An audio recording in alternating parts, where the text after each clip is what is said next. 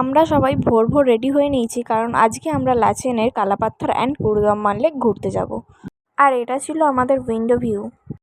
তারপর আমরা রওনা দিয়ে দিই কালাপাথর যাওয়ার উদ্দেশ্যে। আর যাওয়ার পথে তোমাদের কিছু কিছু ভিউ আমি রেকর্ড করে নিয়েছি, সেগুলোই তোমাদের সাথে শেয়ার করলাম।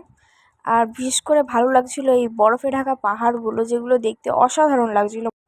মাঝপথে আমরা দাঁড়িয়ে ব্রেকফাস্ট করে নিয়েছিলাম। ব্রেকফাস্টে আজকে আমরা খেয়েছিলাম, কেউ ম্যাগি খেয়েছিলাম, কেউ জ্যাম পাউরুটি খেয়েছিলাম। তারপরে আমরা আবার রওনা দিয়ে দিয়েছি কালাপাথর যাওয়ার উদ্দেশ্যে।